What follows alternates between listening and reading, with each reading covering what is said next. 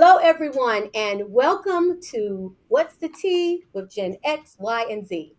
We are three generations, three perspectives, one cup of truth. So get ready for a refreshing take on hot button topics because we're going to be brewing up a steaming hot take on today's most pressing issues, where we will dish on everything from social justice to pop culture with humor, honesty, and maybe even a little healthy debate. We're going to sip the tea, spill the honest truth, and find some common ground across the generational gap. This show is informative, it's insightful, and it is guaranteed to what? Stir the pot. Stir the pot. So, hello everyone. I'm Dr. Melissa, and I'm representing the X Factors. And what's up, y'all? I'm Amber, holding it down for us millennials. And I'm Zion, keeping it real for Generation Z. Where are you, Z? Not there. That's all I'm gonna tell you. I'll tell y'all one more thing. Wherever I'm at, it's very hot. Okay, It's very hot. Very hot. You know, guys, we've been talking about work-life balance and vacations and all of that. And to Zion's defense, he's been such a trooper. He has sat around this whole summer and watched Amber and I just jet set everywhere, and he sort of held it down. But let me tell you, he was like, it's my turn now. So, but this is what Zion did, y'all, that makes him better than Amber or I. Right. He was like, while I'm on vacation, enjoying myself, I would still like to do the show remotely. Can't miss y'all guys. Amen. Y'all, see that? Gotta give it up for give it up for the Zers, because this Xer, golf clap, and this wire. I was like, oh no, vacation means vacation. I'll see y'all next time. That part. So you guys, we're very excited to be able to do the show and to keep our Z guru at the table, so to speak. So he's here in spirit. Yes. But today, you guys, I'm excited about this topic because what we're going to delve into today is the whole concept of gender roles. Right? Gender roles, and not only our perspectives on gender roles, but how they have changed over the generations. Absolutely. Right? Right? So when we talk about that, let's get clear about what we mean when we talk about gender roles. I'm going to kick it off because I'm going to kick it off. You know, guys, sometimes y'all know that I will represent for the boomers, because sometimes it's hard to talk about the X perspective without leading into it from the boomer generation, right? And so when we talk about gender roles from the boomer perspective, and for me as a young person growing up, being raised by boomers, let me tell you, gender roles, male and female roles, were extremely defined. Yeah. I mean, it was like set in stone. There was the dad, the father, the man was the breadwinner. That was what it was. Right. The woman, the female, was the homemaker. Right. And growing up, that's really what you saw. Not that you didn't have some outliers there, because you did. Mm-hmm. But when we talk about gender roles, it was extremely defined. Yeah. Definitely. So, for the millennials, and piggybacking off of you when you were saying sometimes it's hard for you not to speak about the boomers because they set stuff in stone for you guys. Same for you guys for millennials. So with them having stuff set in stone, coming into a millennial generation, it wasn't set in stone, right? It was more blurred, and it wasn't clear or defined of who does what, because both roles could do the same thing, right? Mm-hmm. So it wasn't the expectation of just the woman taking care of the kids. The man could take care of the kids too. And women went to work, in Dr. M's words, she said we made going to work look sexy, right? We was bringing sexy back with work. So, it was very blurred, and it wasn't defined. Like, either gender could do either thing. It wasn't an expectation of this gender or this person to do that because this is what that gender does. No, it wasn't that. So before Z jumps in, I teed her up, y'all. I teed it up because I just stopped at the boomers. Let me tell you why. why the gender roles were blurred for millennials. It was because the Xers caused that. We were the pioneers of starting to challenge those gender roles. So when you talk about the boomers, the man was the breadwinner, the woman was the homemaker. In my generation, we pushed back on that. Right. So we were like, no, like this was the age of women really coming into their own and equality, Right. and saying, I don't want to be boxed in. Correct. To that. So in my generation, the X generation was when we really saw women going outside of the home and starting to work and to do all of that. So I just teed you up because she was getting ready to take the credit for that and be like, we did this. No. Had to give no. them what else they pioneered. Which the lines are blurred because we created the lines. Like we, just so you know, yeah, I'm going to make sure that we get our full credit about that. The X generation was the generation that pushed back on traditional, rigid gender roles. Okay. Go ahead, Mr. Z, if you can, in your hot vacation spot.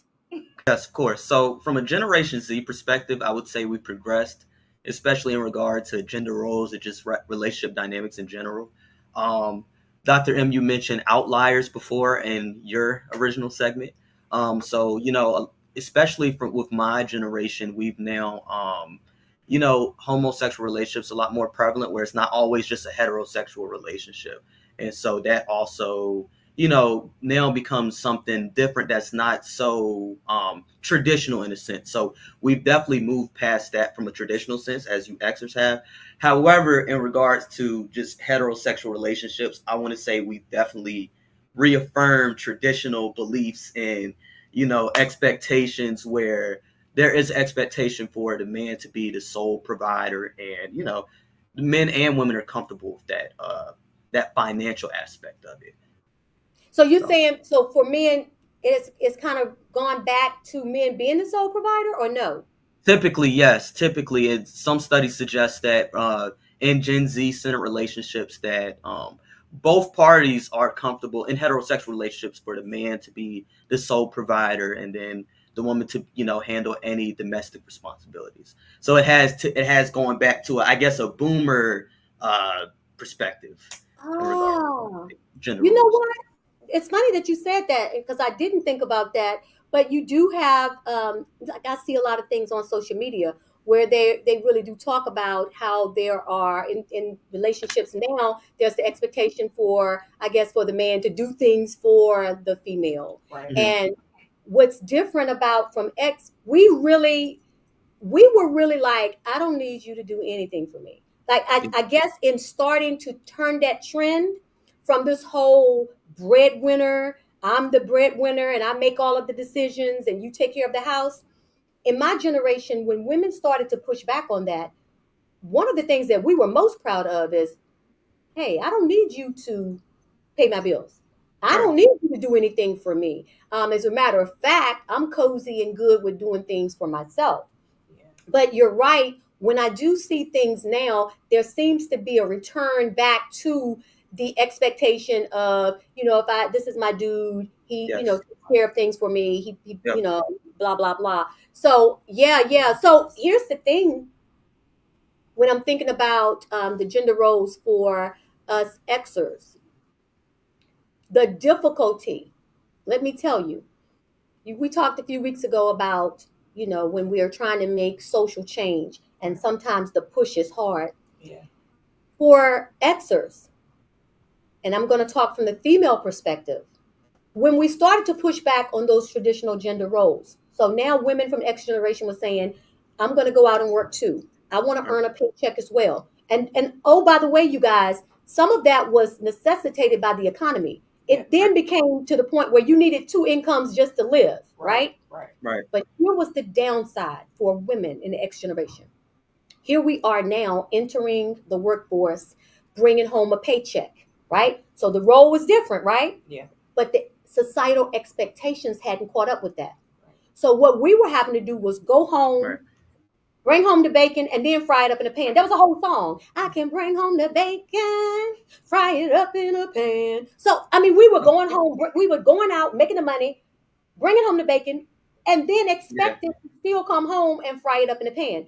So for us in the X generation as females, it was extremely hard because here you were outside of the home working, Yeah. but then still Right. held to the rigidity of the role of you're the mom or you're the wife. You need to come home. You need to make sure dinner is done. You need to make sure the kids are bathed. Like you still make sure the house is kept. We still had to do everything that we were expected to do in addition to bringing in finances. That Right. was hard. Yeah, that sounds, hard. And just, piggybacking off of Zion when he's saying that is shifting back to, a male dominance of taking care of the household and things of that sort. Um, Right. for millennials, that liberation and that freedom was what we urged and what made us want to be able to do different things, right? So being confined to say, well, this is what you're expected to do, what social, what social stuff do, and when people don't want to, do the things with social changes and stuff of that nature, Mm-hmm. that liberation and freedom that we have, so we can do different types of things where we, want to do, um, you know. Amen. Having a whole brain fart, y'all. I'm sorry. It's a beautiful thing. Yeah. But yeah, you get what I'm saying. The freedom and Yeah. liberation of, our generation to do different things and not be confined to what you're expected to do Right. is Exactly. what made us, Different. different from other generations. Ooh, that was a bad Exactly. part. I'm sorry. Exactly. I was trying to get it together too. Hey, and what I'm not going to do that she would do is I'm not going to be shady. I'm the senior. I'm the person that should, I'm the one taking the brain vitamins because I'm of that age. But I'm not going to be shady at the table because I'm too mature for that. It's Amen. okay. It happens to the best of us, y'all. Don't feel bad. I might have another one, and it's gonna be okay. And I just want to say, I love what Dr. M said, especially with Gen X and that economic state of the world at the time, like required for a dual income household at minimum. And I would say, even in modern day society, it also calls for a dual income household as well. But the difference is now, and this one thing I wanted to mention was just media and just access. Um, Mm. Nowadays, like, and we mentioned it on previous episodes in regards to just women in the workforce, and sometimes it can be hard for y'all to advance because it can be favoritism, it can be nepotism in regard to just gender. Now that was a barrier. However, now people are just with technology and social media. Now women are able to get a high access of just following, and that where following comes income as well. And so now there is this expectation because they're able to make money on social media that the man should be provider in a heterosexual relationship as well. So there's always going to be that expectation. That's why I mentioned there's a mutual like understanding and agreement that the man should be, because now women are elevated at this certain level. Especially the ones in my generation who are able to utilize social media technology. There's so much different ways to make income now, especially digitally. So Yeah. So what I love and what I hear us saying is what we have decided and what we have done is come full circle and understand that it's okay. And listen, y'all, we're talking about gender roles and relationships specifically. There are mhm. gender roles and everything in Yeah. politics and the workforce and all of that. We're sort of just focusing on family dynamics today. Right. Right. A very broad topic. But here's Yes. what I'm saying. Uh, People get to choose in their own family dynamics how they're going to do anything. What I love that's happening and what I'm finding out from this discussion is that we are okay with understanding that having defined roles are not problematic Right. if it's agreed upon. Right. The Yep. problem becomes when you are tethered. Yeah. Tethered. For instance, when you talk about the gender roles from my time, if you threw out any particular job, like any particular job, I am telling you, we would have been able to say whether a man was working that job or a woman. Yeah. It was just that rigid. Yeah. There were Right. certain things that women could not or were not expected to do. And I will tell you as proudly as one of the ex females who chose to work outside of the home, I got pushback. I got pushback from people in my family circle. It was like, what? Okay, so you're going to work. So are you going to be at the luncheon at the school with your child at 12? And I'm like, oh, I'm not going to be able to because I have to work. And there was like the stank face, like, what? Well, so you can't be at the school? No, I can't be at the school and at my job at the same time. So there was a inherent guilt that we had that we were letting our families down if we worked outside of the home. But y'all, here's the real nasty part of it. If we didn't work outside of the home, we might not have the rent. You follow what I'm saying? Yeah. So it was one of those things where I think we had to be real aggressive about breaking free of that. I don't need you to help me. But then, what to your point, and I think it was so, the point you made was so good, is that what you guys did was say there are no roles. Liberated from all of those rules. And, just from speaking from a personal stance, with me growing up, my mom is a woman. So it was just me and her. And she had to work. She had to come home and cook. She had to come home and take care of me. So it wasn't one of those situations where it's like, oh, I don't want you to do it. It's she had to do it, right? Because it wasn't no who else can do it, right? And you do have some households that are like that, where you have it can be a man as well having to assume all of the duties, where they don't have the option of telling somebody, well, you can do that, or if you can define a role, right? Oh, that's the stuff. So for you, the roles, It was all or nothing. It was all or nothing. So, Yeah. now that I'm grown and I'm older, I always said, when I had children, I wanted them to be in a two-parent household. But, for some people, it's not that. Some people have come up in single parent households where they had to do everything. It wasn't no alternative. So with me watching my mom having to do it all, it gave me that sense of like, ooh, Amber, you got to do it all. So sometimes where it's hard for me now that I'm in a relationship, it's hard letting my partner do things because I'm like, no, I don't want you to do nothing. I got this. Yeah. This me. I hold this down. So you got those disparities too with that. Yes. So All right, you guys, listen. This is juicy, juicy stuff. yes, We are going to take a quick 30-second break. come right back. Y'all come right back because when we come back, y'all, we're going to talk like how does this play out in pop culture? We talk about social issues, but we talk about pop culture. And I'm going to just give a teaser as we go into the commercial break. For those of you who are Xers, you will know this, maybe some Y and Zers. We're going to talk about the kitchen and the bedroom, Florida. Two places for a woman, the kitchen and the bedroom. And if you know, you know. We'll see you in a few minutes. I did not know.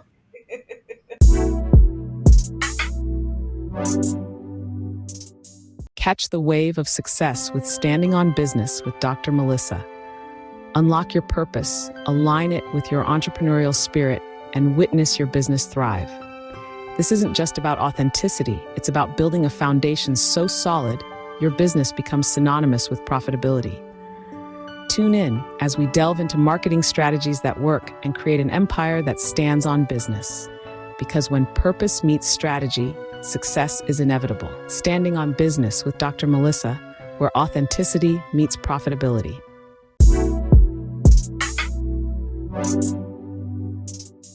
Okay, you guys. So thank you for coming back and rocking with us. Before the break, Zion, I believe you wanted to share something. Yes, before our unfortunate commercial break, I did want to piggyback, kind of co-sign on what Amber said as well. And I just want to say with Generation Z, I feel like we're the hybrid group. I say that because if both genders want to venture out, especially in regards to just women, and establish this sense of independence where they don't need support, especially financial support, right? So you have this sense of independence. However, there is that traditional standpoint, that perspective where it's like, I still want to receive courtship and, be provided, be, someone to provide for me. So it's just, we're kind of just like that middle layer, like that common ground essentially. So I just wanted to go ahead and add that. Yeah, I love that you said a hybrid group. that's very true. So you guys, before we went on the break, And, my Zer was like, I don't know what you're talking about. So I assume now that there is possible that somebody doesn't know. So what I said before the break went back to an episode of Good Times where James Evans was the dad, right? Very strong male figure. And Florida was the wife and the homemaker and all of that. And so her and James were having this discussion. And he said, there are two places for a woman, Florida, two places for a woman. And she said, James, don't say it. James, don't say it. He said, the kitchen in the bedroom, Florida, the kitchen in the bedroom. All right. So listen to me. When I was talking before about very strong defined roles, y'all, that unfortunately, that was one of these sayings from back in the day. It was like two places for a woman, the kitchen and the bedroom, barefoot and pregnant. Right. Just to show you that. So when we're talking about TV, I want us to take the second part of our show and just, we talk about pop culture. So let's talk about how these gender roles that we're talking about actually played out in the media. Yeah. Yes. Right? In real life. Yeah. Right, definitely. right? So what about from the Y perspective? So we had some good TV shows. I could actually give some from, my perspective personally and, with the family dynamic. So you had like the Proud Family. We all know about the Proud Family. Trudy! Oscar. Yep. Oscar yeah. And Sugar Mama. Then we had the Simpsons, Homer and Marge. Mm-hmm. Yeah. And then, right. The signature hairstyle, right? And then like from my personal perspective of, those ones that did come from single parent households, we had shows like the Gilmore Girls. Mm-hmm. Then we had the Parkers. We all like the Parkers, right? Right. So it was a lot of different TV shows that I grew up off of, being able to see different kind of dynamics and how, different families via TV, portrayed real life and, how they were, gathering together for family stuff or how they just maneuvered through life. And showing those gender roles. So, yeah. So when exactly. So even when you talk about, when I'm thinking about, when you talking about the Simpsons, there was no defined roles. Homer did not wear the pants in the house. He definitely did. He may have tried to, but he was very unorganized. Yeah. Marge won't having it. And it was one of those things. I'll say from the ex perspective, I referenced Good Times. And Good Times was a very traditional gender role family, right? James wore the pants, Florida was the homemaker, that was in stone. Yeah. Then if you morph to that, because I grew up in a family, single parent home as well, you had One Day at a Time. And One Day at a Time was a divorced mom with two girls. That had never been really seen on TV before. Because we came from the Leave It to Beaver and all of that, where there was these real traditional family structures. Yeah. Now you had a divorcee with two girls that she was raising alone, and listen, and it really showed the nuances of trying to be both. Right. The man, the father figure, and the woman figure. Yeah. But now, if I'm gonna talk about my favorite, it was the Cosby Show. Ah. Now I'm saying we went from James, saying the kitchen and the bedroom, and James running the house with an iron fist, and Florida being a homemaker, to Heathcliff and Claire. Mm-hmm. And he was a physician, but she was a boss attorney. Mm-hmm. And so they both worked outside of the home. Yeah.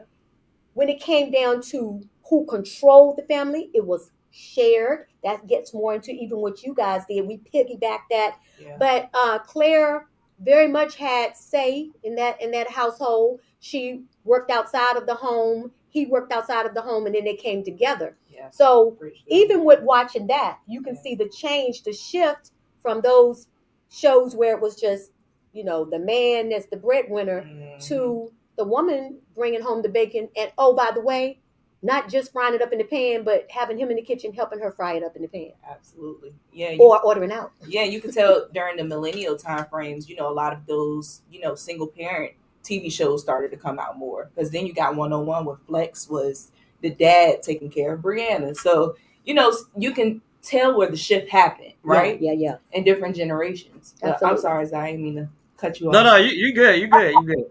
Yeah. No, I just want to say, before I list my examples to appropriately personify gender roles in my perspective, I did want to just emphasize the importance of gender roles and just kind of how they occur, how they're established, or how they're even altered. It can happen at a young age, and media and pop culture is incredibly influential to Yes. that. That can be personified in toys. Like if you look at commercials and you look at a Hot Wheels toy and a little boy, you're going to see a little boy using the car and riding it on the track. So they're very intentional of society in general is just very intentional of what they consider gender appropriate. So Right. I just wanted to kind of note the influence that media and pop culture, commercials, toys, I love all that stuff has on establishing gender roles and just gender expectations. I love it. Yeah. Now that Yes. that's out the way, again we'll talk about media. So my favorite example is TikTok, and TikTok you can go ahead. They can either reaffirm like the gender roles I had mentioned, where the man is the sole provider, and you might even see a post where a woman might post it and just be like, "Well, he needs to do yada yada yada," or a dude might post and be like, "Well, he's not doing yada yada yada." Then that's a problem. So that enforces the whole perspective I mentioned earlier. Now, as far as media like TV, television, an example I want to use the Loud House. If y'all remember correctly, I had mentioned the Outliers. No, you don't. Okay.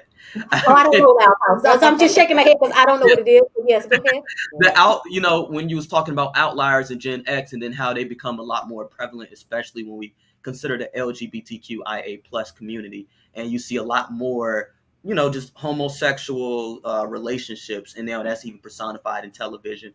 One show I wanted to name was The Loud House, where you see two males, and they are the father of the son Clyde, and it's just to show you how Gen Z is not confined by the traditional, ideals that it has to be, a heterosexual relationship is the only appropriate relationship. Like that's the standard. Yeah. And then it encourages more freedom in a relationship, and a relationship should be about freedom, where it's a lot more just, individualized dependent on those two individuals, or three or four or five, however, Amen. so yeah.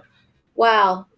Y'all, this was good. It was. This was good talking about gender roles, and you guys know that this is just the start of a conversation. And we certainly invite you to keep talking about that, even within your own sphere, right? What Yes. I love that Zion hit on that I think is a perfect punctuation to the X and Y generation is that we've evolved to the point that freedom is the word. Yes. And that people get a chance to define. If a little girl wants to play with a Hot Wheels, she can. Yeah. If a little boy wants to play with a doll, he can. And we're not so rigid that we feel like people are boxed in by societal definitions of what you should do as a woman or as a man. You get to decide that. So we want to thank you guys for joining us on this journey today. We want to thank Zion for rocking out with us during his vacation. Right. But listen, you guys, we want to thank you for coming with us and taking this ride for us, and remembering that every conversation, every topic that we have is an opportunity to learn, grow, and connect with one another. Yep. So you guys, let's keep the conversation brewing. Remember, we got to ask questions. We got to listen to understand. And we need to acknowledge the unique challenges that each generation faces. Because what we're really looking for is that common ground. And I'm telling you, it's there. Absolutely. So until next time, keep sipping and keep talking. Tune in next week for another thought-provoking and entertaining conversation that bridges the generational gap. One cup at a time. See you next